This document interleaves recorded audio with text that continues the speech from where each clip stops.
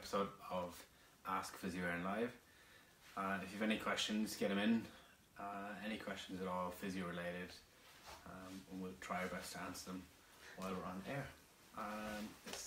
What episode is this? Hi everyone, we are on episode 34 of Ask Physio Live. Hope everyone had a lovely Easter. Yeah, extra day off was nice. It was sad it's nearly over. 8 o'clock on Monday. Anyway, it was nice to have a few days, wasn't it? Absolutely. Any news this week, Cole? You always do it to me, I never prepare. News this week. Yes, this week coming we start our 2 new arthritis classes in Barna tomorrow. And we start a class in Donegal on Thursday, I think it is, isn't it? Yep, so Barna starts tomorrow and Donegal Town on Thursday, and we're really looking forward to it. Both classes are sadly full, but hopefully if the courses are a success we'll be able to run a second series of courses. It's all about living with exercises for rheumatoid and osteoarthritis. So yeah, looking forward to that. Eliane did our in-service on Friday. We had everyone in our draw on Friday in Donegal, and we did our monthly in-service, and it was on chest pain, musculoskeletal chest pain. So patients out there, you know, post-rib fracture, costochondritis. Eliane really did a very good in-service and just updating our skills, making sure we know what the best evidence base is for treating them. So that was good, wasn't it? Yeah. And other than that, it's just business as usual this week. All our classes are back in action tomorrow, including our teen classes, because some of our teenagers last week were a bit unsure if it was going ahead or not. So everything is up and running as normal from tomorrow. Yeah. And if anyone saw, I actually managed to make homemade pizzas yesterday. If you're following us on Instagram. Insta stories. Busy we're on Instagram. They're really tasty, really delicious. And I'm not just saying that because I made it, because I'm biased. From scratch. So. They were delicious. Under the guidance of someone though. Yeah, but you know, that's how we learn. Yeah, it's good. Someone. Mystery cook in the family. Yeah. Okay, we have 2 questions in, so we're just going to get stuck in. If you have any questions for us, we probably do have time, so either pop them in the comment section or send us a direct message and we will get to them. So this weekend, or you know, over the last week, the league games have started back. Just the club league matches are back in action. Gaelic football. And our first question is related to that. So it's about hamstrings, but this person sent us a message saying their other half was playing a league game at the weekend, pulled their hamstring, told they have a grade 1 hamstring tear, and were told to rest. How long is it before they can start their rehab? Okay, so very, very common. We see this week in, week out, and particularly with the sideline work that goes on, we see these hamstring strains. What happens is people maybe not warming up properly, or from long journeys. Long journeys, particularly yeah. in Donegal, Any Friday evening games are a nightmare for this. So you know, they're coming out of the car, sitting in a seated position, and they go and play, and next thing they have pain in the middle of their hamstring, usually when they go to take off at full sprint or maybe on a quick turn, or on a jump and a land, and straight away they feel their hamstring. So we don't know the ins and outs of this case, but obviously there might have been someone on site that told them they have a grade 1 hamstring strain. So first of all, what does that mean, Ollie, a grade 1 hamstring strain versus a grade 2 versus a grade 3? So we would classify them grade 1, 2 and 3, 3 being the worst, 1 being the least severe. Yep, so grade 1 is good. So grade 1 is anywhere up to about 25% of those strands of that particular muscle fibre, or that muscle, that part of that muscle, sorry, 25 up to 25% of that muscle has been torn basically. Grade 2 then would be somewhere up to about 50% of the muscle tear, and in a grade 3 then would be a complete tear, anywhere from your 75 to 100% tear. And they take longer. So generally, on giving you a rough estimate with a bit of rehab, grade 1s generally come back within 1 to 2, maybe sometimes 3 weeks after a bit of rehab.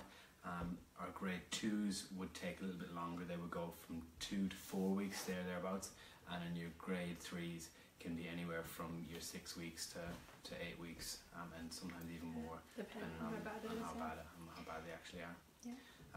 So what would you recommend this person to do?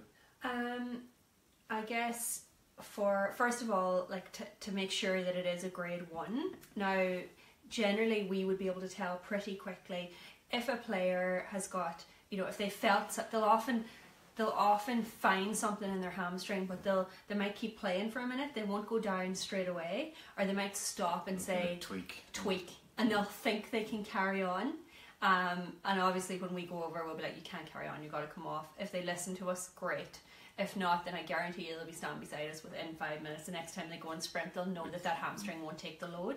And they can often make it worse. They can make it into tear it more and make it into a grade 2 or a grade 3. Please, for anyone out there watching or whose other half might be playing football, if they feel a twinge in their hamstring, stop immediately. You've seen one of the rugby lads, I can't remember what rugby game it was, but he came off within the first 5 minutes in the Six Nations game. Tadhg Furlong. He felt it. And he came off instantly. He didn't wait until he ripped that hamstring, and that is the best thing to do, because then it's much quicker to rehab a grade 1 than it is a grade 2. You know, you're talking weeks in the difference.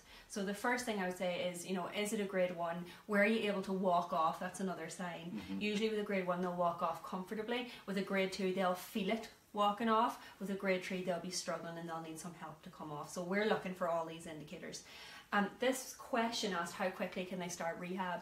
Like, Ollie, if you agree with me here, I would start rehab with these players after that match. I would send them home with stuff to do immediately. So early movement, early strength work, the studies are telling us will get you back quicker. So you do not want to be taking a prolonged period of rest after these injuries. You want to try it. Now, it will depend on your pain levels, what you can do and how quick you can push it. Sorry. But even that, like, so for pain, your isometric, which is a form of strength exercise, can be actually quite good at for pain relief. For pain relief alone, so not only are you trying to benefit the strength element to it straight away, but you're also giving it as a pain relieving exercise to try and do as well. Yeah. And what do you mean isometrics? So isometric is where you contract the muscle without moving your leg. Yeah. So it might just be keeping your leg straight, pushing your heel down into the floor, into with your knee bent, pushing your heel into the back of a chair.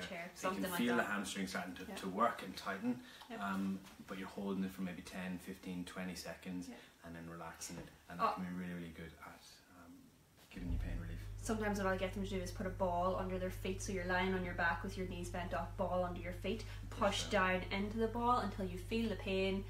Don't let it get more 3 out of 10, and then relax. So starting those isometrics from straight off the bat. What else would you give them sort of day 1 to do rehab wise? So day 1 rehab wise, I would making sure that they maintain the range of movement, because what we often see is they get swelling, they get inflammation around that tear, so that can swell up and get quite stiff and quite tight. So it's important that they maintain that range. So you're doing some stretching to make sure that hamstring can go all the way straight, and then you're doing a bit of flexion as well. It'll be a little bit sore end range flexion when you're pushing in towards you, and a little bit towards the end range extension as well, but it's making sure that you're working. So when you say flexion extension, what kind of stuff would you give them? So I might even just give them some simple chair swings, so sitting right back with their legs supported on the chair, just straightening the leg all the way making out, sure you can straighten your knee as far as possible. And bending that knee back in, that's the simplest. Or you can lie on your tummy and then do the same, lying down, heel kicks. That's working a little bit harder because you're getting the gravity, you're working against gravity a wee bit more with the hamstring, so you want to just... the other thing with our grade 1s, I'll be a bit more aggressive. I might get them to actually go into a hamstring stretch or a forward bend, where you're just standing up, legs straight, reaching down for your toes. Go as far as you can. You'll feel your strained hamstring before your other one. You go until you feel it, then you come back up. Don't hold it, don't push it, just get it moving to get that range back. Yeah. And then we gradually progress you into a bridging exercise, 2 feet, and then gradually progressing to single leg bridge. So skipping there, we went from stretching to strength work, Yeah, so we would start loading the strength work straight away if the patient can tolerate it. So we're progressing it based on how much you can tolerate. Exactly. If after 3 days those exercises are getting really easy, you push on. Get on to the harder. So the more and more, the sooner you start to progress through those exercises, the better for that hamstring. And we're not, this is not, when we see these players, not a case, how quick can we get them back playing? That's not our goal here. We just start to push them as much as the hamstring will tolerate, and slowly but surely that will progress on from strength exercises to loading it a little bit more to get them back running, back into training, and then once they're at full speed in training, then we know they're good to go. So you want to go through that as the hamstring tolerates, so you're guided by the hamstring. The other thing I'll often get them to do is get them on the bike ASAP, so they'll usually tolerate cycling the next day with no bother at all, those grade 1s, and even the grade 2s. Running might take a few more days, But as soon as they can tolerate sort of a really slow jog, I'll get them back running. And that can be a good way, particularly for someone that is anxious of losing their cardiovascular fitness, or if they're playing sport for weight reasons, trying to keep the weight off or things like that. It can be a really good way of maintaining. We're probably boring everyone that's not worrying about a hamstring I know, I was injury, just thinking that's a lot of detail for a grade 1 let's just hamstring. recap. So if you have a hamstring strain, the quick answer to this is you can start your rehab immediately. For our patients, if we're leaving them at the side of the football field, we'll often do the normal sort of ice rapid that evening. We'll get it stretching as much as it allows. Make sure you maintain the range of movement at your knee. We will get them doing isometric hamstring exercises. You can Google that if you're not too sure for pain. And then we'll get them doing proper strengthening exercises. So your bridge, your divers is another one if you want to Google. And moving on to your Nordics then as quick as you can. Cardiovascular wise, cycling is usually no problem at all. And then you're starting to get them jogging as soon as they can tolerate it. So you check in with a good chartered physio. They should know where the evidence is on this early hamstring rehab to get you back as soon as possible. Any other questions on that, come back to us, but you can start your rehab ASAP. No resting, okay? A total rest is just not advocated in nearly any case now unless you've had a fracture. So you can get moving that hamstring as much as it'll tolerate. Alright, hopefully that was helpful. What she said. It's just a recap, right? Okay, the other question is something that comes up a lot as well. So this patient has got back pain and their consultant has recommended that they get a steroid injection or a facet joint injection, which is usually a combination of steroid and analgesics. Would we recommend it? This is one we get a lot, isn't it? I would say if you've tried other things, if you've tried conservative management, you're doing everything else and you're still not getting any pain relief, it's this next step in terms of escalation of treatment. So I would go for it if you've tried everything else. What should they have tried, Ciara? Conservative management. Steroid injection is not the first thing you're going to do when your back pain presents, mainly because in itself it really is something that will, if you're lucky, decrease pain in the short term. But we know when managing back pain, exercise and movement is key. So at a first step, when my patients come in, I will get them doing their strength work, their range of movement work. So if this person has sent this message, if they are not engaging in that exercise program, all the evidence says that's your first protocol, not your steroid injection. Now, in the guidelines for treating back pain, you can trial a steroid injection, particularly if they're not responding. If their pain is so irritable that you can't get them into an exercise program. So I have had patients in the past who have struggled to do the basics with me. Their pain is just not settling down, and in those instances I've worked with the consultants locally in Letterkenny and in Galway to give them a targeted facet joint steroid analgesic injection to see if it'll settle it enough for us to be able to start to get them moving. So it's an adjunct, you know. So I would say to this patient, if they think they're going to have that steroid injection and that's it, they're sorted, they need to really go in educated, because it's not a long-term solution. It's not. I would say there's one of three things that will happen. You'll have that steroid injection and you'll find absolutely no difference and you will be very frustrated. All right, that happens to a third of my patients. The other third, I would say, gets short-term relief, 2 weeks maybe, and that window can be enough for us to get rehab started. And then some people will get good relief from it, maybe 6 weeks or even 6 months relief from that steroid injection. And that's great, because that gives us a big window to be able to go in and get things strengthened up. We are, if there's anyone out there listening and watching this back that has had a steroid injection, can you please, if you don't mind sharing, comment and tell us, thumbs up, thumbs down, no difference, worth a shot. Tell us what you think.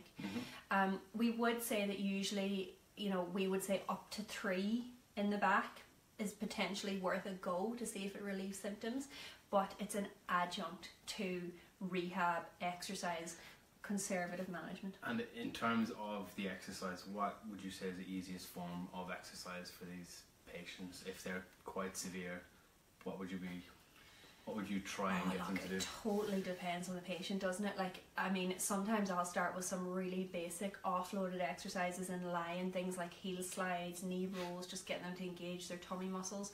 But likewise, you know, can they get into the pool? Can they tolerate walking in the water? You know, something as simple as that might get it moving. Would you reckon the pool would be easier?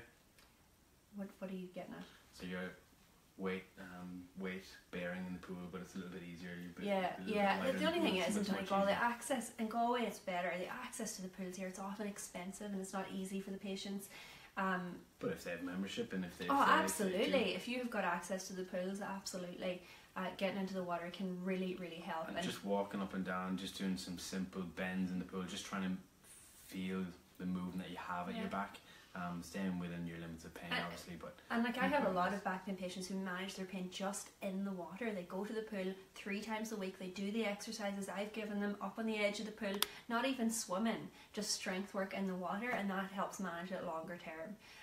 So yeah, we would start with non-weight bearing work either on the bed or in the pool, and then progress it from there. So to this person, have you had that management in the past? Have you tried sort of active rehab? If not, then it's worth a go to combine that with your injections. But there's very little downside. We don't often see significant negative effects from the injections, only that they don't make any difference. Yeah. You know? So yeah, it is worth a go if other things are not selling it. Think so? Yeah. Anything else? I don't think so. No, that's it. Perfect. We'll leave them back there Easter Monday. Yeah. Hopefully that helps. So just hamstrings, spinal injections, and then so hopefully that was helpful. Any other questions, please send them in to us and we will get on to it next weekend. Perfect. We'll see you next week. Hope you had a lovely weekend, guys. Thanks for watching. Happy Easter. Bye.